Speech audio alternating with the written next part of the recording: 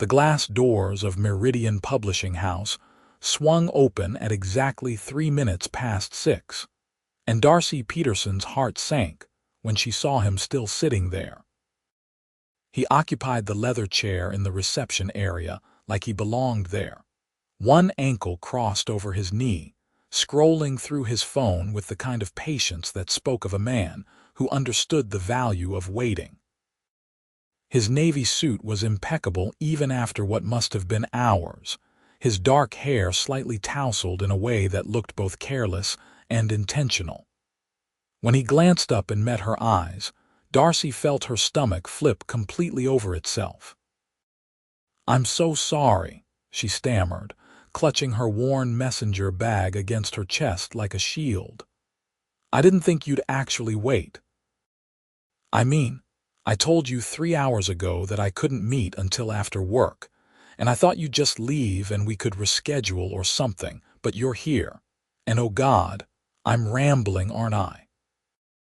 Logan Novak rose to his feet in one fluid motion, and Darcy registered properly for the first time just how tall he was. 6'3" at least, broad-shouldered, with the kind of presence that made the spacious reception area feel suddenly smaller.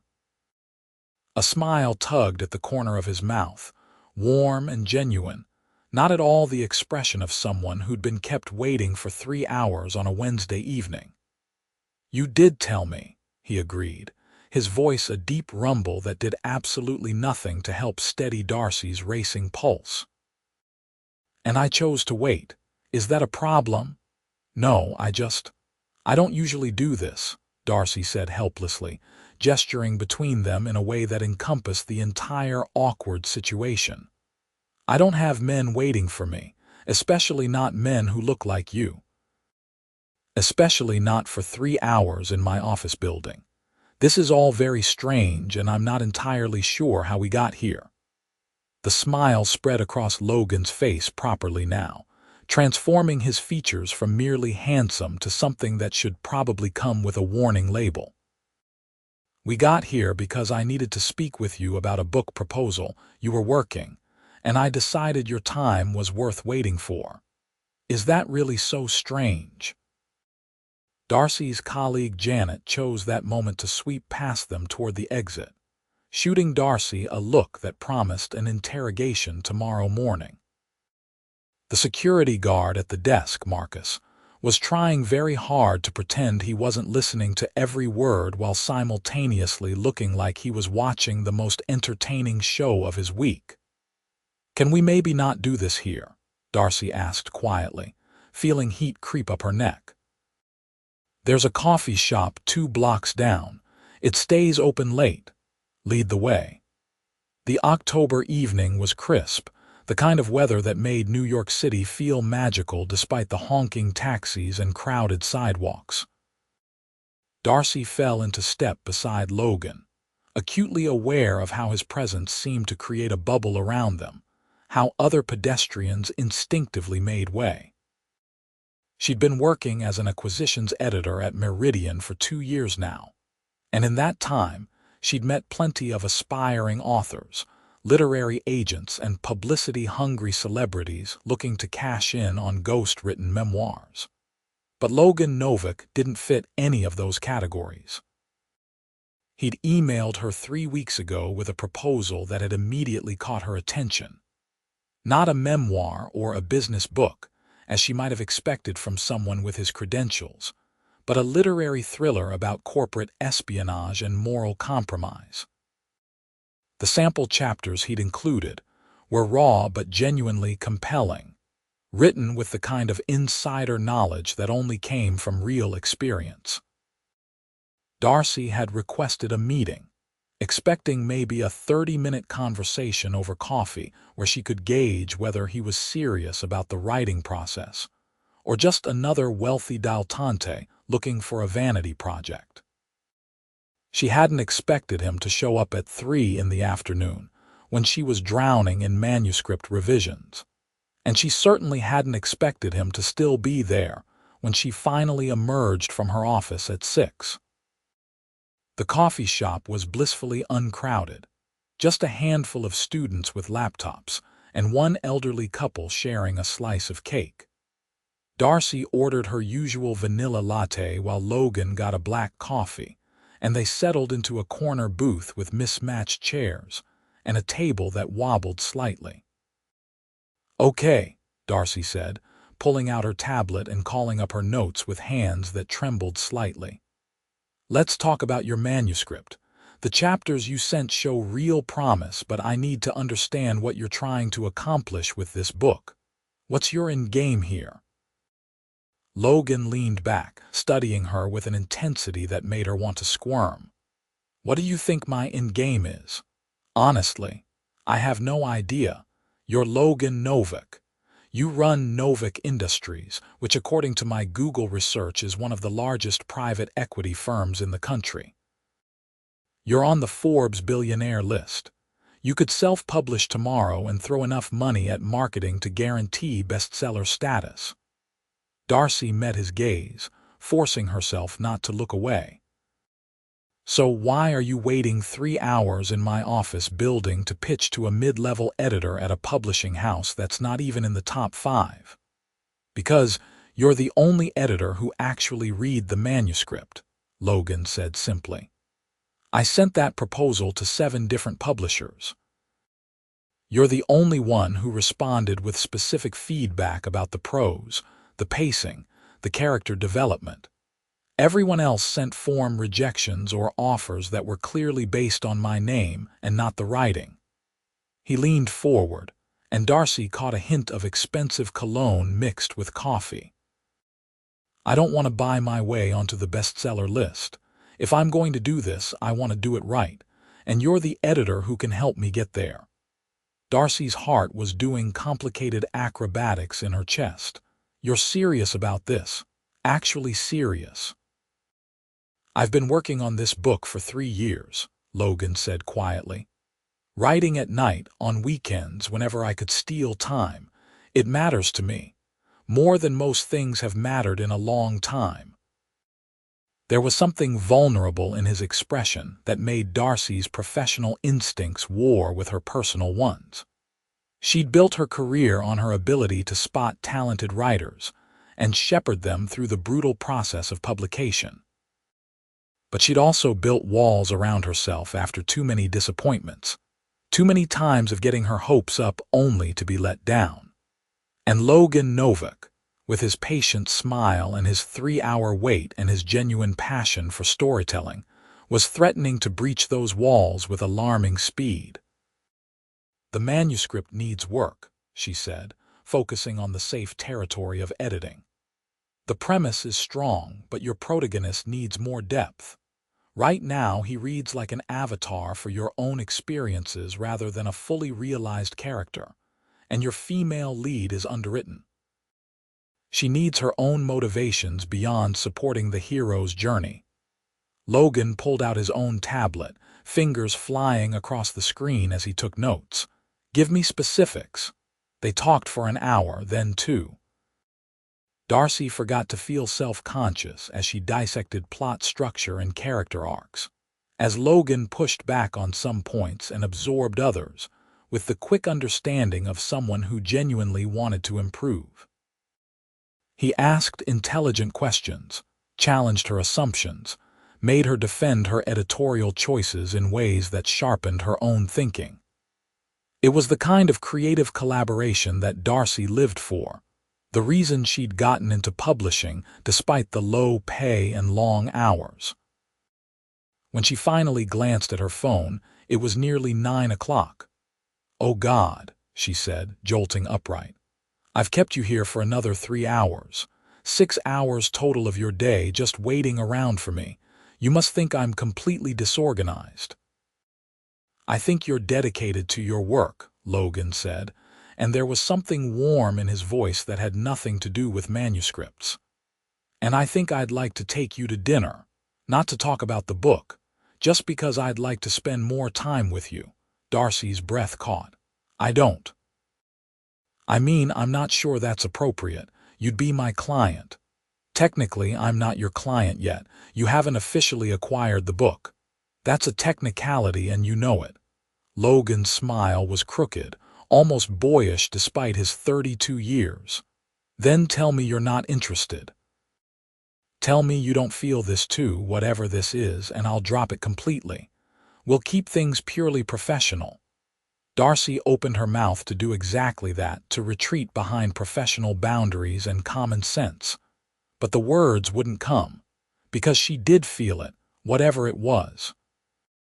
Had felt it from the moment she'd seen him waiting in that chair, patient and certain, like she was worth his time. I don't usually do this, she said again, but this time it sounded less like a protest and more like a confession. I don't date. I haven't dated anyone seriously in 4 years. I work 70-hour weeks and I'm awkward at social things and I say the wrong thing constantly, and I'm not at all the kind of woman who men like you usually go for. Men like me, Logan repeated, and something flickered across his face. You mean wealthy men, billionaires. He said the word like it tasted bitter.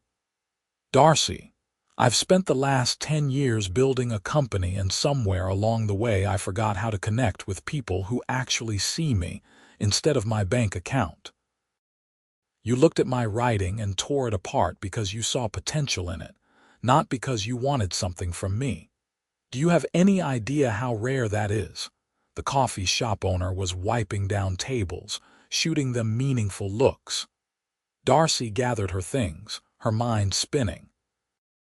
I need to think about this, she said finally. Can you give me that? Time to think, of course. Logan stood, shrugging into his suit jacket. But Darcy, I waited 3 hours today because you were worth waiting for. I'm a patient man. I can wait a little longer. He walked her to the subway station, insisted on making sure she got through the turnstile safely, and didn't push for a goodnight kiss or even a handshake. He just smiled, told her to email him her thoughts on the manuscript revisions, and disappeared into the night like something out of a movie.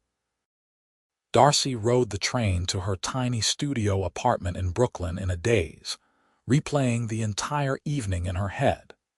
She'd moved to New York 5 years ago with a literature degree and big dreams, and those dreams had been slowly worn down by the realities of the publishing industry. Most days she felt invisible, just another overworked editor in a city full of them. But tonight, for a few hours, she'd felt seen. Her apartment was exactly as she'd left it that morning. Dishes in the sink, manuscripts piled on every surface, her elderly cat Winston meowing indignantly about his delayed dinner. Darcy fed him, changed into pajamas, and tried to focus on the thriller manuscript she needed to finish by Friday. But her mind kept wandering back to Logan's patient smile, the way he'd leaned forward when she talked like her words were the most important thing in the world.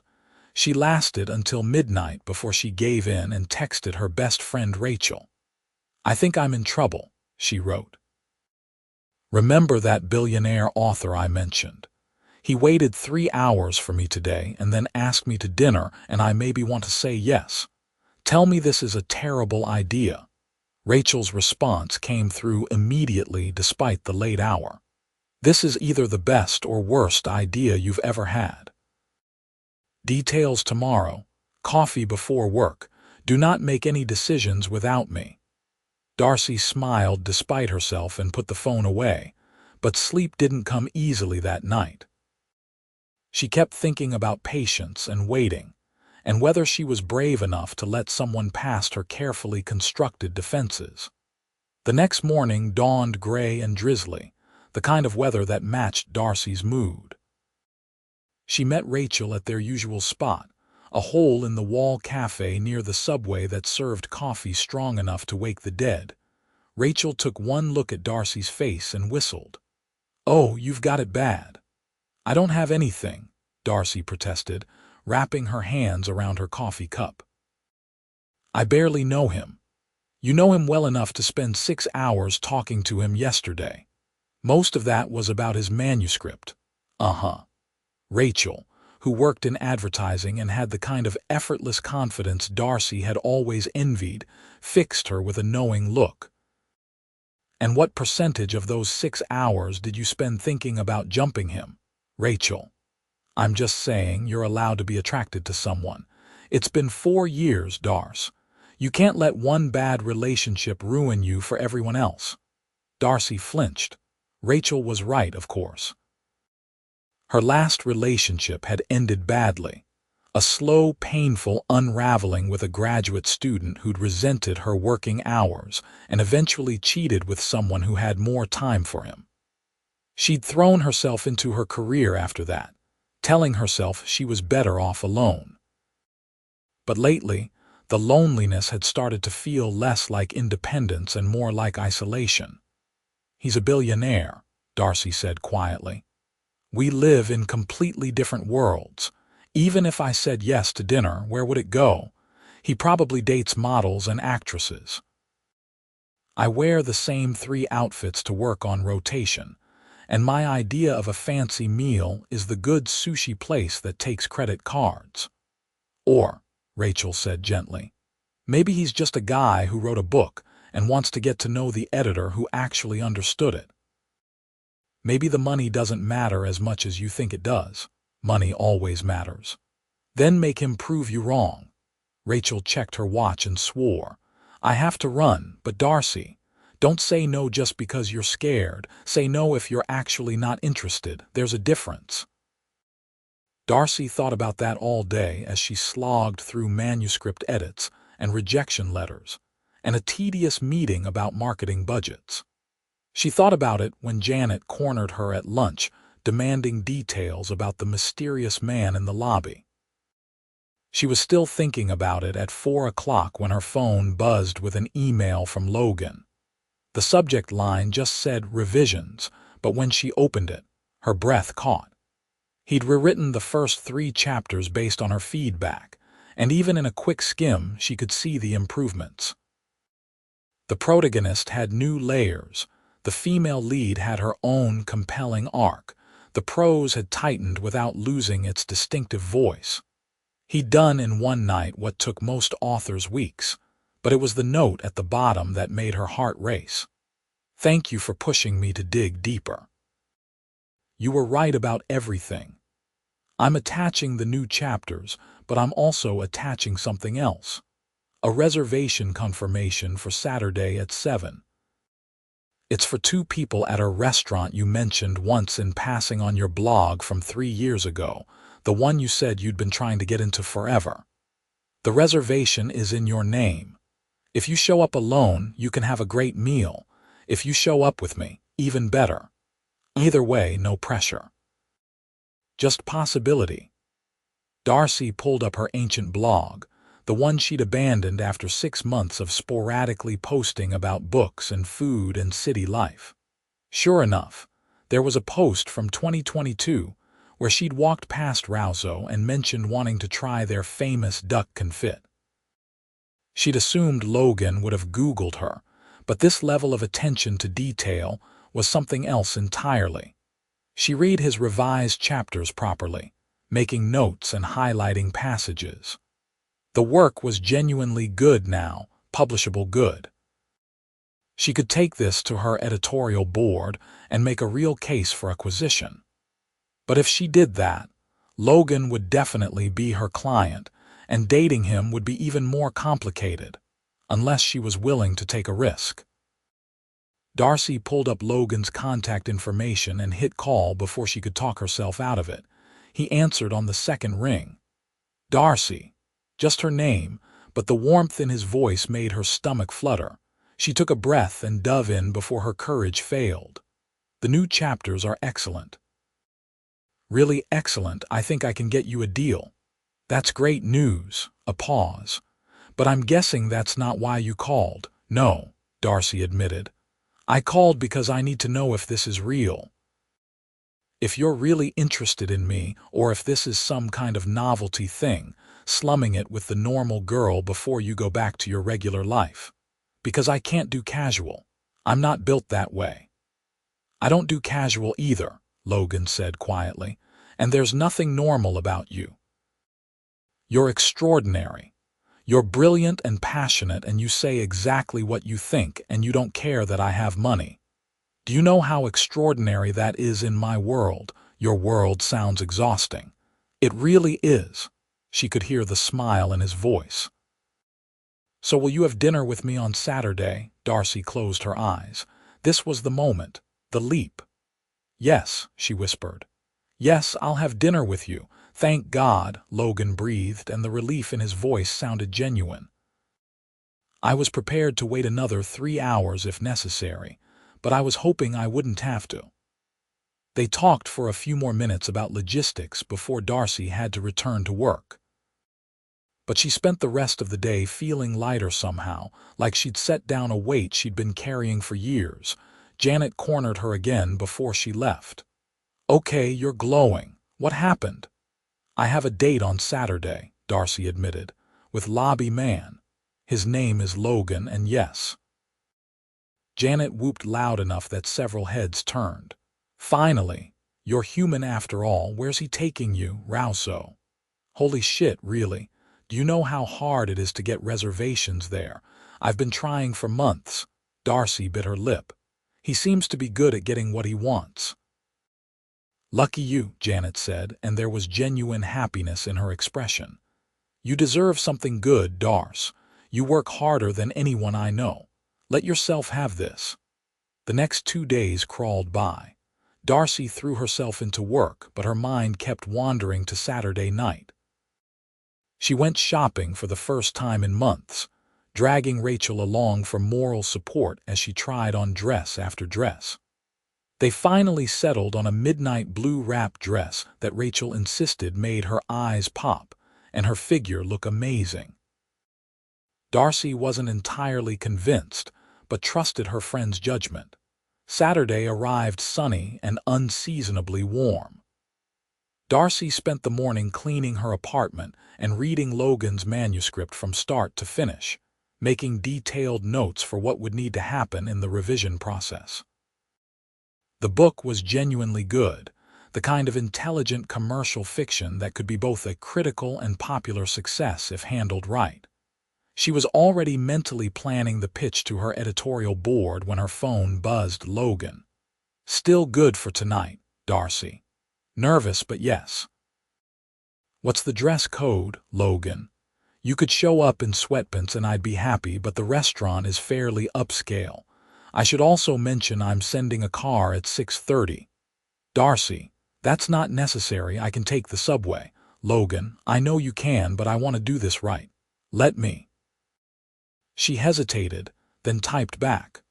Okay, thank you. The car turned out to be a sleek black sedan with a driver who held the door for her and treated her like visiting royalty.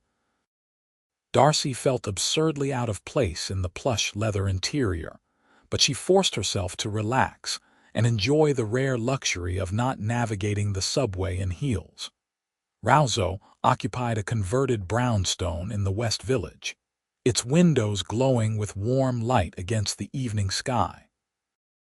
Logan was waiting outside, and Darcy's breath caught when she saw him.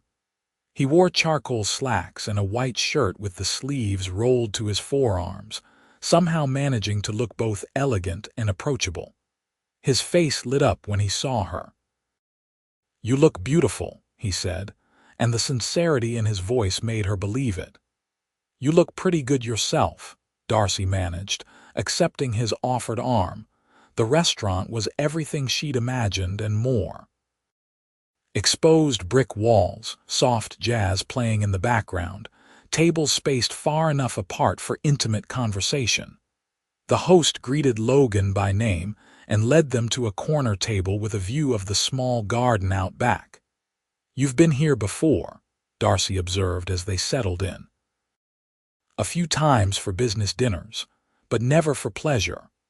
Logan's eyes met hers across the candlelit table. This is much better. The sommelier appeared with a wine list that might as well have been written in hieroglyphics for all Darcy understood it. Logan handled the selection with easy confidence, but he kept checking with her to make sure she was comfortable with his choices. It was a small thing, but it mattered. Tell me about you, Logan said once they'd ordered. "Not the editor you, the real you." "What do you do when you're not drowning in manuscripts?" Darcy laughed. "Honestly, I'm usually drowning in manuscripts. My work-life balance is pretty terrible." "Okay, but before publishing, what made you fall in love with books in the first place?" She relaxed slightly, settling into safer territory. "My mom. She was a librarian in our small town in Vermont. She used to let me stay late after the library closed, and I'd just wander the stacks pulling down random books. She died when I was 16, and books became this way of staying connected to her. Every story I read felt like a conversation we were still having." Logan's expression softened. "I'm sorry, that must have been incredibly hard." "It was, is sometimes still. My dad remarried a couple years later, which was good for him but weird for me. I left for college and never really went back." Darcy took a sip of wine, surprised at how easy it was to talk to him. "What about you? Where does a billionaire learn to write?" "I'm not sure billionaire and writer are mutually exclusive," Logan said wryly. "But I've always been a reader. My parents died in a car accident when I was 23. I inherited their company, which was successful but small, and I threw myself into building it bigger. Partly because I wanted to honor their legacy, partly because I didn't know what else to do with my grief. The writing came later, when I realized I'd built this empire and had no idea who I was outside of it." There was pain in his voice that Darcy recognized, the kind that came from loss that never fully healed. She reached across the table instinctively, covering his hand with hers. "I think you're figuring it out," she said quietly. His fingers turned, lacing through hers. "I think maybe I am." The food was extraordinary, each course a small work of art. But Darcy barely tasted it, too absorbed in conversation that flowed from books to travel to their shared love of old movies. Logan had a dry sense of humor that caught her off guard, and she found herself laughing more than she had in months. He asked questions and actually listened to the answers, remembered details she'd mentioned in passing, challenged her opinions in ways that felt respectful rather than combative. Dessert arrived, some complicated chocolate creation, and Logan waited until they were both finished before he spoke again. "I need to tell you something," he said. "Full disclosure before this goes any further." Darcy's stomach tightened. Here it came, the girlfriend she didn't know about. The commitment issues, the revelation that this was all too good to be true. "My life is complicated," Logan continued. "I travel constantly for work. I'm in the public eye more than I'd like. I have ex-girlfriends who sold stories to tabloids and business rivals who'd love to find leverage against me. If we do this, if we actually try to build something real, it's going to come with challenges that have nothing to do with us and everything to do with my circumstances." "Are you trying to scare me off?" Darcy asked. "I'm trying to be honest. You said you don't do casual, and neither do I. So if we're going to do this, I want you to know what you're signing up for." Darcy considered this, turning her wine glass in slow circles. "I appreciate the honesty. But Logan, my life is pretty boring. I work constantly, I have about 3 friends, and my idea of excitement is finding a debut novel in the slush pile. If you're looking for someone who fits into your world easily, I'm not sure I'm it." "I don't want someone who fits into my world," Logan said intensely. "I want someone who makes me want to be in theirs. I want someone who looks at me and sees a person, not a bank account. I want you, Darcy, if you'll have me." Her heart was hammering so hard she was sure he could hear it. "I want that too. I'm terrified, but I want it."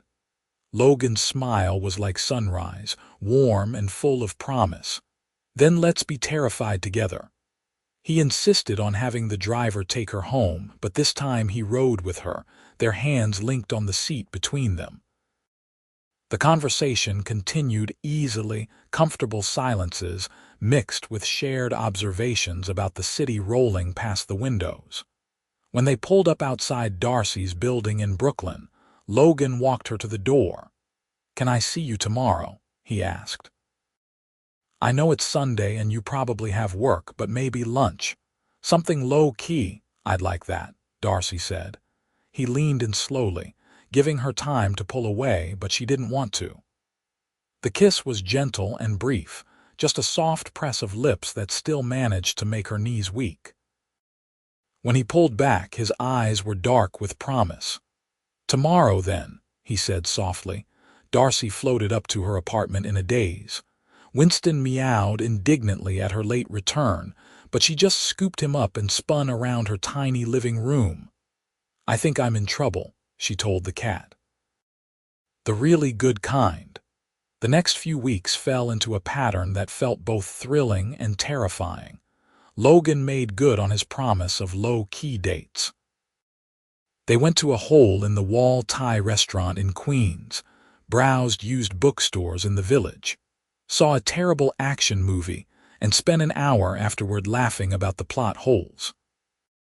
He fit into her world with surprising ease, never once making her feel like her normal life was boring or insufficient. But he also introduced her to his world gradually. A gallery opening where she wore the blue dress again and met artists whose work sold for 6 figures. A charity gala where Logan gave a speech, and Darcy watched him command a room with effortless authority. Each time, he stayed close, his hand at the small of her back, making sure she felt included and comfortable. The manuscript moved forward too. Darcy officially brought it to her editorial board, and after some debate about whether Logan's celebrity would overshadow the work itself, they made an offer. Logan's lawyer negotiated the contract details, but Logan himself stayed out of it, trusting Darcy's judgment on the editorial side. "This is your domain," he told her when she asked if he wanted to push for better terms. "I trust you to do right by the book." They fell into a rhythm of working sessions mixed with dates, hours spent at Darcy's tiny dining table going through manuscript revisions, while Winston supervised from the back of the couch. Logan proved to be a meticulous reviser, willing to cut his favorite lines if they didn't serve the story. Darcy had worked with dozens of authors, but few with his combination of ego and humility, confidence and willingness to learn. It was during one of these sessions, about 6 weeks into their relationship, that things shifted. They'd been working for hours, fueled by Chinese takeout and strong coffee. Darcy had her hair piled on top of her head in a messy bun, wearing leggings and an oversized sweatshirt. Logan had abandoned his usual sharp clothes for jeans and a t-shirt. They were arguing good-naturedly about whether a particular plot twist was earned or cheap when Darcy looked up and found Logan staring at her with an expression that made her heart stop. "What?" she asked, suddenly self-conscious. "I love you," Logan said simply. The words hung in the air between them. Darcy's first instinct was panic, the urge to protect herself by deflecting or making a joke, but she forced herself to sit with the feeling, to really look at Logan and see the vulnerability in his eyes. "That's terrifying," she whispered. "I know." "I'm sorry, too soon. No, I just..." Darcy set down her pen with shaking hands. "I haven't let myself feel this way about anyone in so long. I convinced myself I was better off alone, safer. And now I think maybe safe is overrated." She met his gaze directly. "I love you too." "It scares me to death, but I do." Logan crossed to her side of the table in 2 strides, pulling her up into a kiss that was nothing like their previous gentle ones. This was heat and need and months of carefully maintained control finally breaking. Darcy's hands fisted in his shirt as she kissed him back with everything she had, all her fear and hope and desperate want pouring into the connection between them. When they finally broke apart, Both breathing hard, Logan rested his forehead against hers. "Stay with me tonight," he said. "Not here at my place. I want to wake up with you." Darcy had never been to Logan's apartment. They'd been taking things slow deliberately, spending time at her place or in public. But now she wanted to see his world, to understand all the parts of him. "Okay," she breathed. "Yes." Logan's penthouse in Manhattan was everything Darcy had expected, and nothing she'd prepared for. Floor-to-ceiling windows overlooking Central Park, modern furniture that probably cost more than her annual salary, art on the walls that belonged in museums. But there were also bookshelves overflowing with worn paperbacks, a desk covered in manuscript pages, photographs of people who must have been his parents. "It's a lot," Logan admitted, watching her take it in. "It's you," Darcy said, and meant it. The wealth and the heart existing together. They talked for hours more, curled together on his massive couch as the city lights glittered below them. Logan told her about the pressure of running a company, the constant weight of decisions that affected thousands of employees. Darcy talked about her dreams of starting her own imprint someday, focused on debut literary fiction. When they finally moved to the bedroom, everything felt natural and right. Logan was patient and attentive, and Darcy let herself be vulnerable in ways she hadn't allowed in years. After lying in the dark with his arms around her, she felt something settle deep in her chest. This was real. This was home. The next morning she woke to sunlight and the smell of coffee. Logan stood at the window in his boxer briefs, talking quietly on the phone. Darcy took a moment to just appreciate the view, both the city stretching out beyond the glass and the man silhouetted against it. When he hung up and turned, his smile was immediate and bright. "Good morning," he said, crossing to kiss her. "I have croissants from the bakery downstairs and fresh fruit. Also, I may have canceled my entire day so I could spend it with you." "You canceled work." Darcy sat up, clutching the sheet to her chest. "Logan, you can't do that. You run a company." "I run a company with excellent vice presidents who can handle things for one day, and you're more important."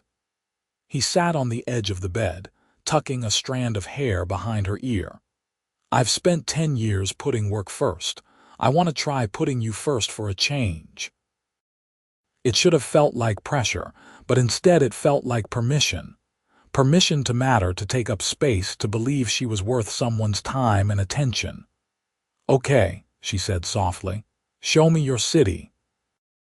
They spent the day like tourists, visiting the places they'd both somehow never made time for despite living in New York for years. The top of the Empire State Building, a ferry ride past the Statue of Liberty, lunch at a deli where the pastrami sandwiches were bigger than Darcy's head. Logan held her hand through all of it, took terrible selfies that made them both laugh, and never once checked his phone. But reality intruded eventually. That night, when Darcy checked her email before bed, she found her inbox flooded with messages. Apparently someone had photographed them together during the day, and the pictures were now circulating on social media and gossip sites. "Billionaire Logan Novak's mystery woman," read one headline. "Logan Novak steps out with brunette beauty," said another. The comments ranged from curious to cruel, people speculating about who Darcy was and what she possibly had to offer someone like Logan. Her hands were shaking when she showed Logan her phone. He went very still, jaw tight with anger. "I'm sorry," he said immediately. "I should have warned you this might happen. I should have been more careful.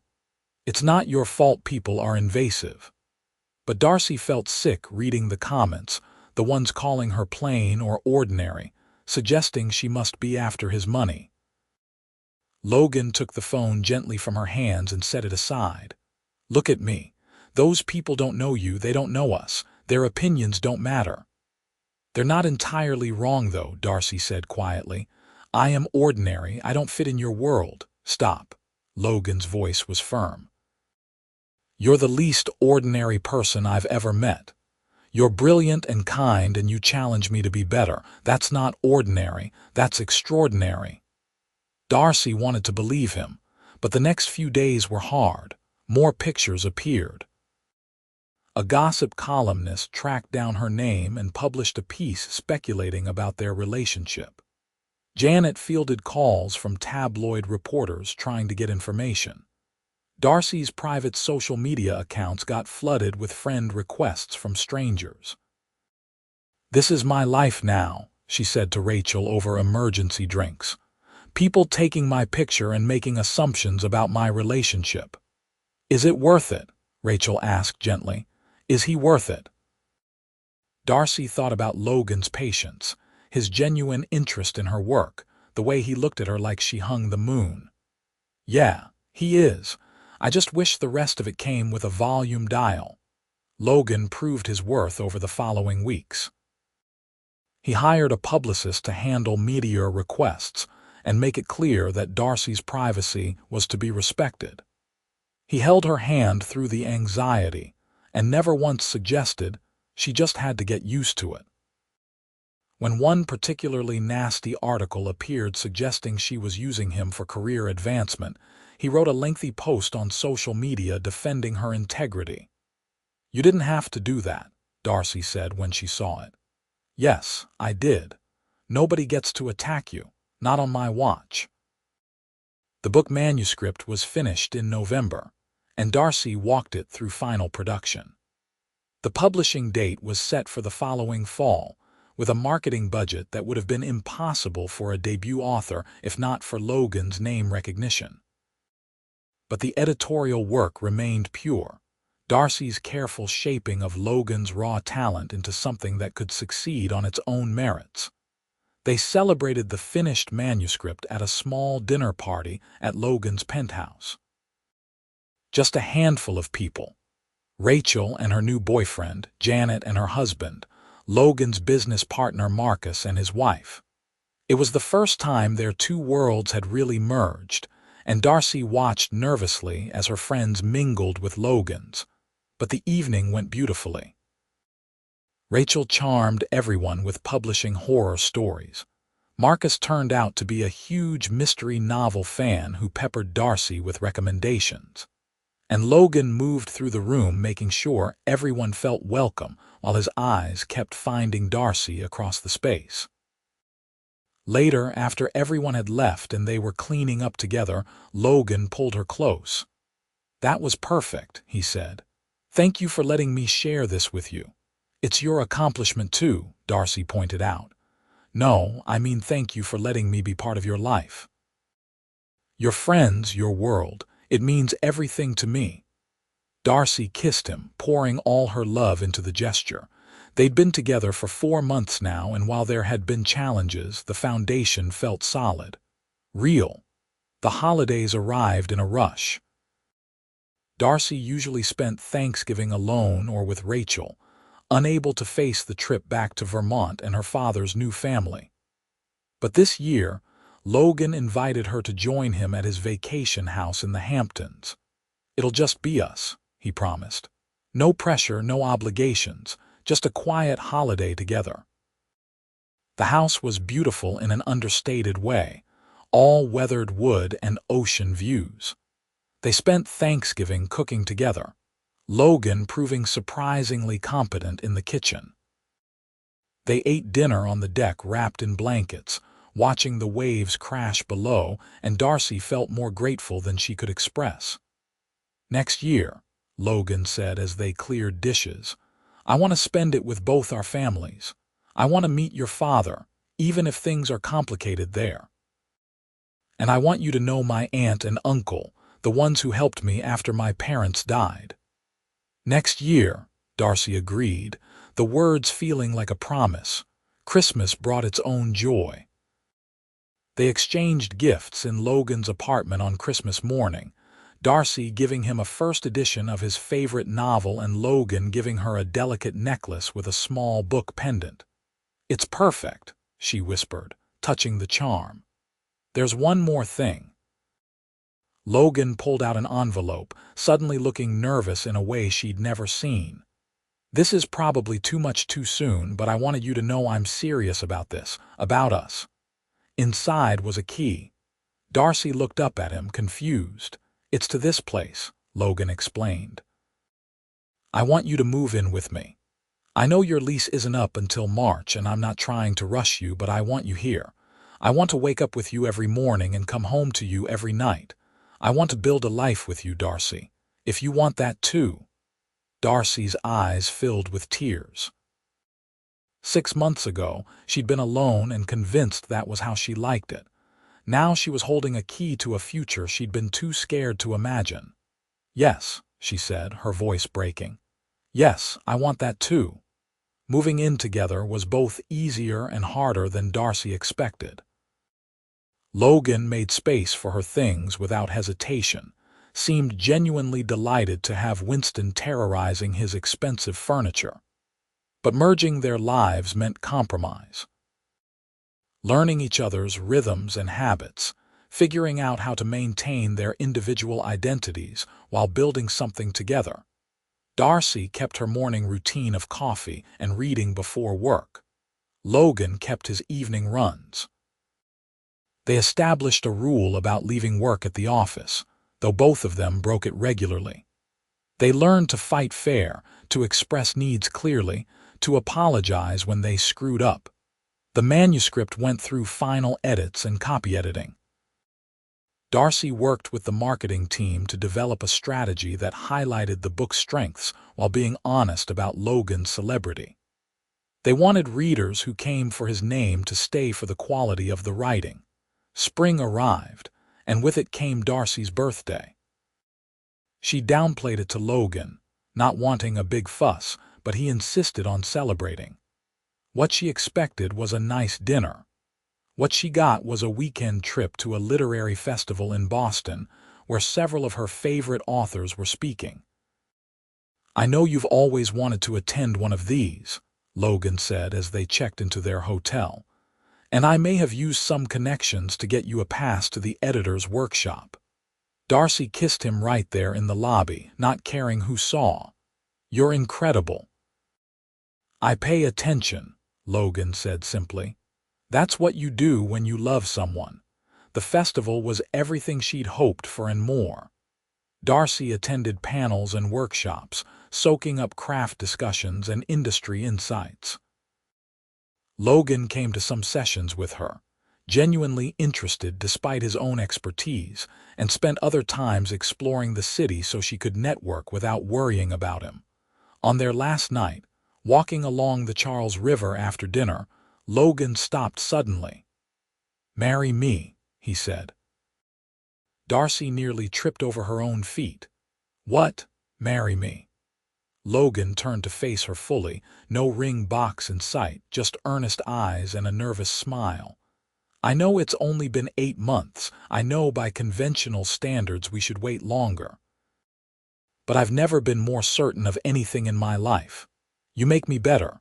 You make me want to be better. I want to spend the rest of my life earning your trust and loving you and arguing about manuscript revisions. So marry me, Darcy Peterson, please." Darcy's heart was racing. 8 months was fast, but it was also 8 months of daily choosing each other, of building trust and weathering challenges. 8 months of proving that what they had was real and worth fighting for. "Yes," she said, laughing and crying at the same time. "Yes, of course, yes." Logan picked her up and spun her around, both of them grinning like idiots. Several passers-by stopped to clap and congratulate them. When Logan set her down, he pulled out his phone. "I don't have a ring yet," he admitted. "I've been carrying this question around for weeks trying to figure out the perfect moment, and then tonight it just felt right. But we're going ring shopping tomorrow. Your choice, whatever you want." "I don't need anything fancy," Darcy said. "I know, but I want to give you everything anyway." They flew back to New York the next day, both of them buzzing with excitement. Darcy called Rachel first, who screamed so loud Darcy had to hold the phone away from her ear. Then her father, who sounded genuinely happy for her despite their complicated relationship. Logan called his aunt and uncle, the marketing team that was handling his book, his business partner. The ring shopping turned into an adventure. They visited several stores before Darcy found one that felt right. A simple platinum band with a single diamond, elegant rather than ostentatious. Logan wanted to buy her something bigger, more impressive, but Darcy held firm. "I don't need the world to know I'm engaged to a billionaire," she said. "I just need to know I'm engaged to you."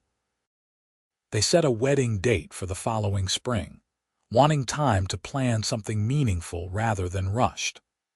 Darcy's editorial board approved her request to transition Logan's book to another editor to avoid any conflict of interest, though everyone agreed she'd done the hard work of shaping it. Summer brought the advanced copies of the book, the bound galleys that went out to reviewers and booksellers. Darcy read the finished product with pride, seeing how far the manuscript had come from those initial chapters. Logan dedicated it to her. "For Darcy, who saw the story when it was broken and helped me make it whole." The early reviews were strong. Critics praised the intricate plot, the moral complexity, the insider's view of corporate machinations. Some reviewers mentioned Logan's background, but most focused on the quality of the writing itself. He'd done it, published a book that would succeed on its merits. But the real test came in September when the book officially released. Logan did a small publicity tour, readings and interviews in major cities. Darcy went with him when she could, watching him talk about the craft of writing with genuine passion. Sales were strong, both to readers drawn by his name and those responding to word-of-mouth praise. By October, the book hit the bestseller lists.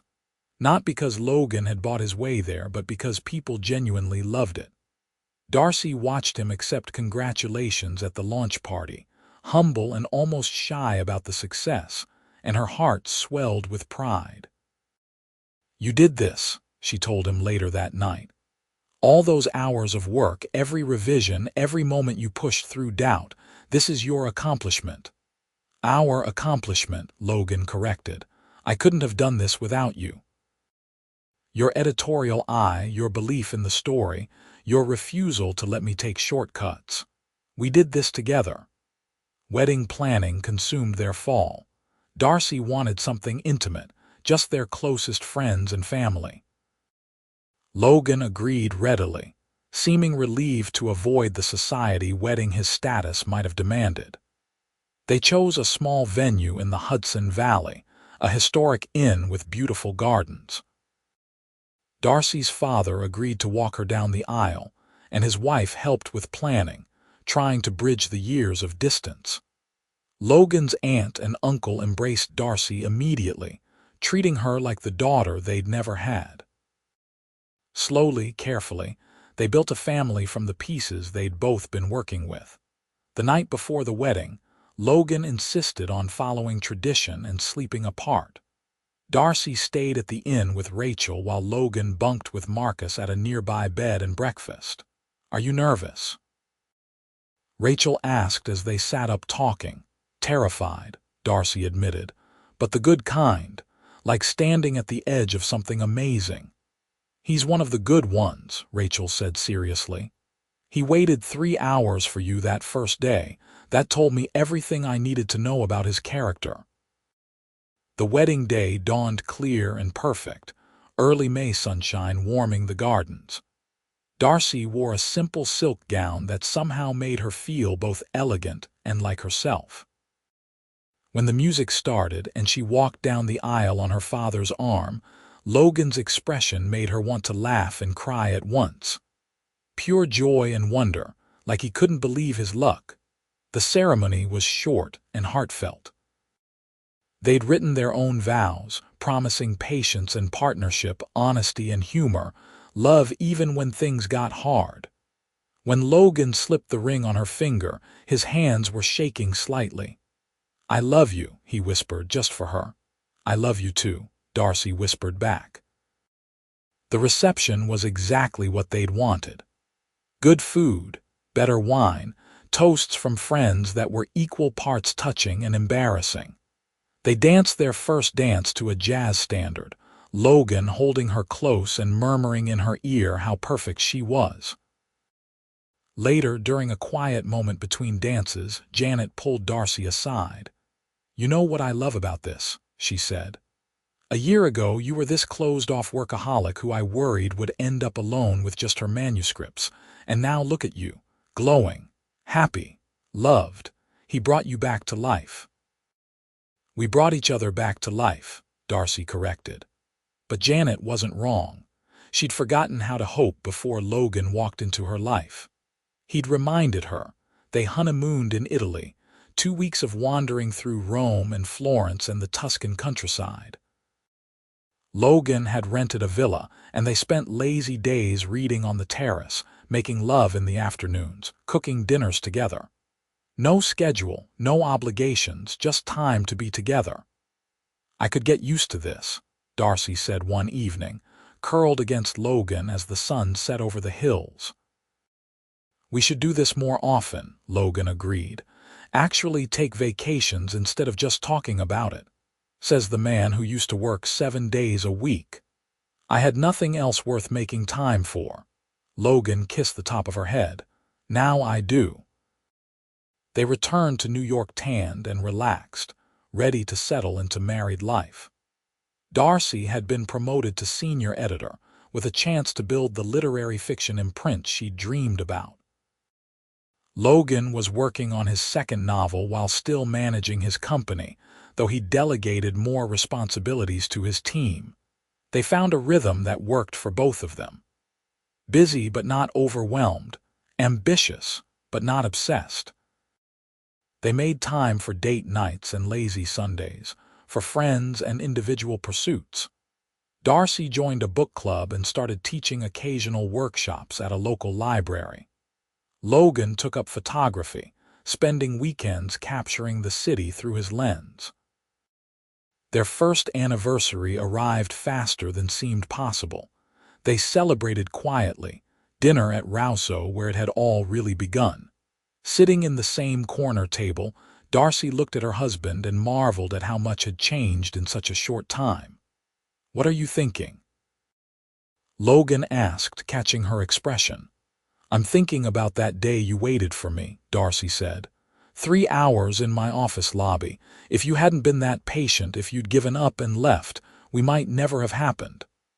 "I would have found another way," Logan said with certainty. "Once I met you, once I read your editorial notes and saw how your mind worked, I knew I wanted to know you better. I would have waited 3 days if necessary. Lucky for you, it was only 3 hours. Lucky for me, you said yes to dinner. Lucky for me, you took a chance on the terrifying billionaire." Darcy laughed.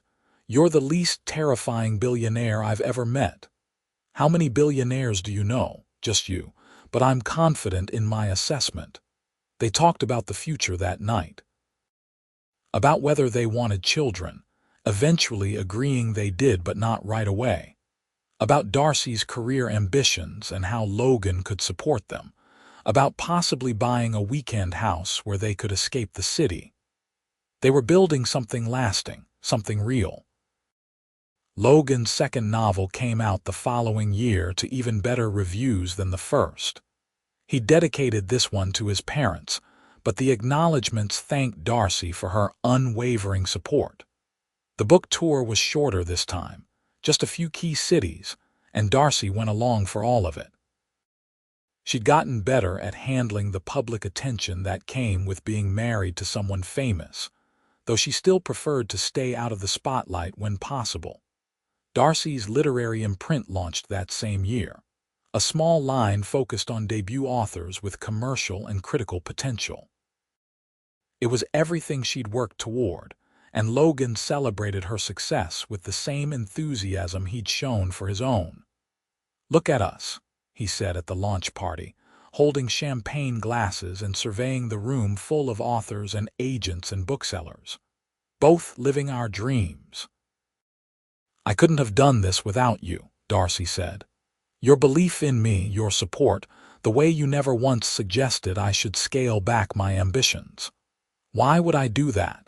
Your ambitions are part of what makes you extraordinary." 2 years into their marriage, Darcy got pregnant.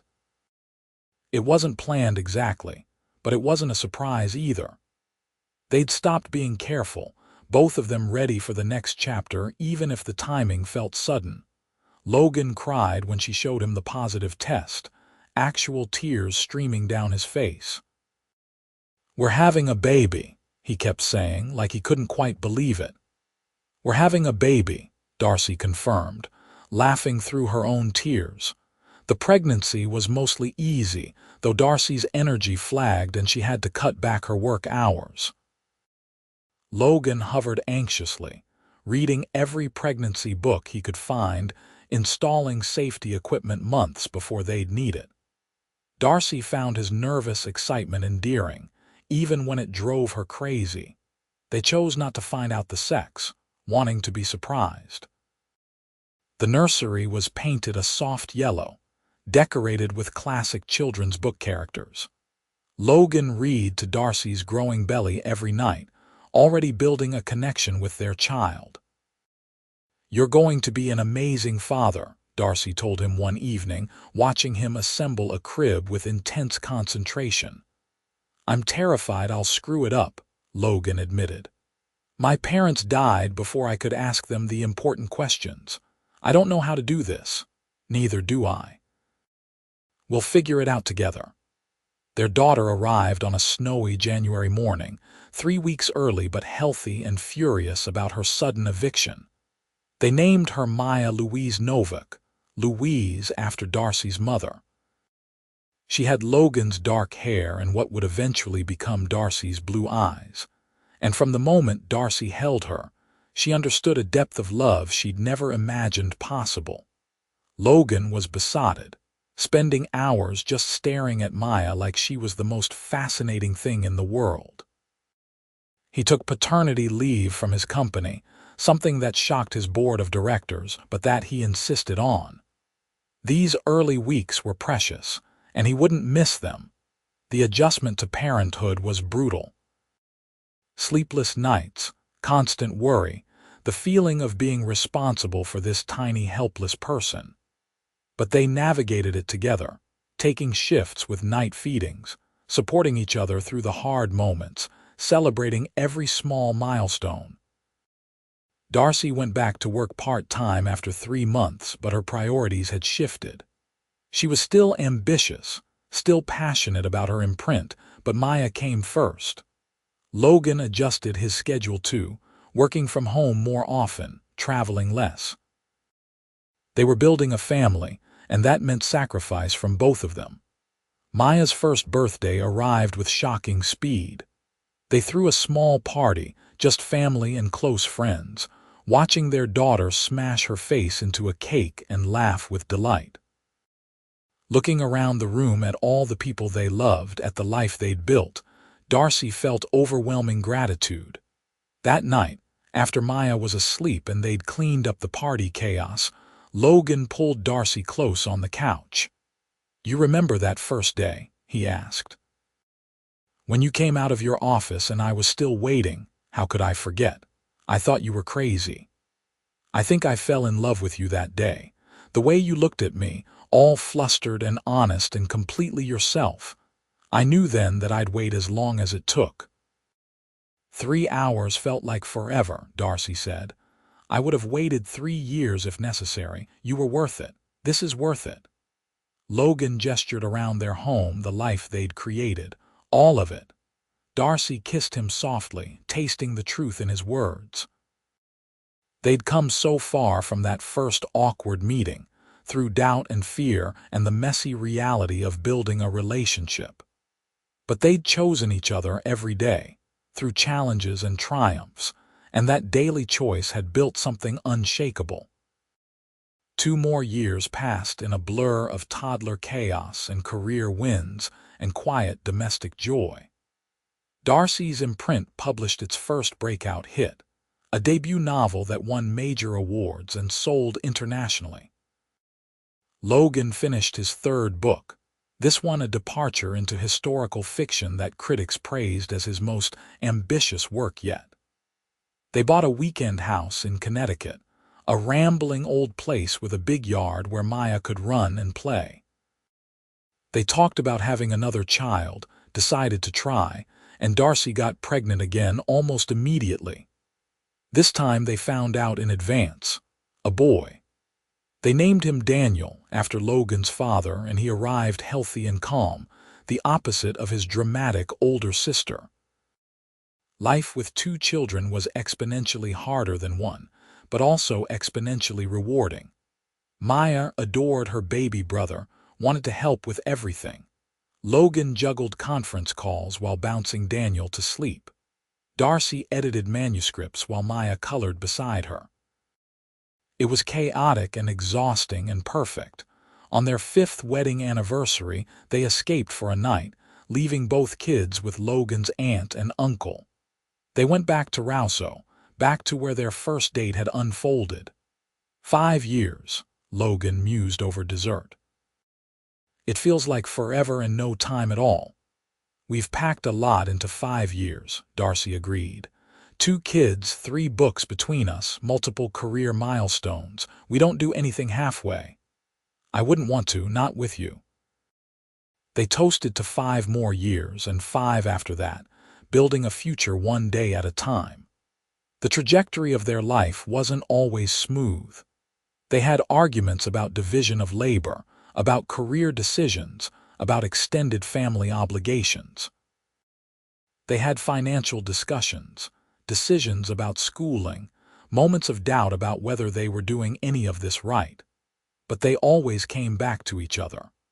Always chose to communicate rather than shut down, to fight fair rather than strike to wound. The foundation they'd built in those early months, when Logan had waited 3 hours because Darcy was worth his time, proved strong enough to support everything they'd build upon it. Years continued to pass. Maya started school, bright and confident and always with a book in her hands. Daniel grew into a sweet, thoughtful boy who loved helping his father in the garden. Logan scaled back his role at the company, eventually stepping aside as CEO to focus on writing and family. Darcy's imprint grew, earning a reputation for discovering brilliant new voices. They grew older together, gray hairs appearing, laugh lines deepening. But they also grew closer, more intertwined.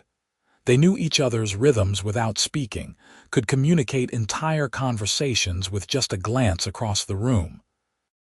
The passion remained, but it was joined by something deeper. Partnership, friendship, the bone-deep certainty that they'd chosen right. On their 10th anniversary, Logan surprised Darcy with a party. Not a huge society event, but an intimate gathering of everyone who'd been part of their journey. Rachel, still her best friend and now godmother to both children. Janet, who'd become a trusted confidante. Marcus and his family, Logan's aunt and uncle, even Darcy's father and stepmother, their relationship slowly healing over the years. Logan gave a toast that made Darcy cry, talking about how she'd changed his life, how she'd taught him what it meant to be truly known and loved, how he'd waited 3 hours that first day and would wait 3 lifetimes if it meant getting to be with her. "You were worth the wait," he said, his voice rough with emotion. "You're worth everything." Later, in the quiet after everyone had left, they sat together on their balcony watching the city lights.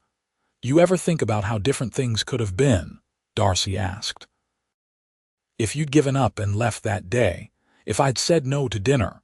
"Sometimes," Logan admitted, "but I don't think that was ever really possible. I think we were always going to find each other somehow. Some things are just meant to be." Darcy leaned into his warmth, feeling the truth of his words. Their love story hadn't been instant or easy, but it had been real, built on patience and trust, on daily choices and hard-won understanding. They'd created something beautiful together, a family, a home, a life full of meaning and joy. "I love you," she said simply. "I love you too," Logan replied, his arm tightening around her. "Always have. Always will." The years ahead would bring new challenges and triumphs. Maya would grow into a teenager with her mother's love of literature and her father's business acumen. Daniel would discover a passion for music, filling their home with piano melodies. Logan would write more books, each one building on the success of the last. Darcy would eventually start her own publishing house, taking the biggest risk of her career and watching it pay off beyond her wildest dreams. They would navigate the complexities of raising teenagers, of aging parents, of shifting careers and evolving dreams. They would have moments of frustration and doubt, times when the pressures of life felt overwhelming. But they would face it all together, remembering the foundation they'd built in those early days. Because Logan had waited 3 hours for Darcy, and in doing so had shown her that she was worth waiting for. That her time, her work, her very self had value. And Darcy had taken a chance on the billionaire who saw her as extraordinary, who looked past her defenses to the woman beneath. They'd built something real from that first awkward meeting, something that would last a lifetime. And every day, in small ways and large, they chose each other again. That was the real love story, not the dramatic gestures or the grand moments, but the quiet daily choice to show up, to be patient, to love even when it was hard. Years later, when their grandchildren asked how they'd met, Logan and Darcy would tell the story together, interrupting each other and laughing at the memories. About a manuscript and a long wait, about a shy girl stammering and a patient man who knew what he wanted. About taking chances and building trust, and discovering that the best things in life were worth waiting for.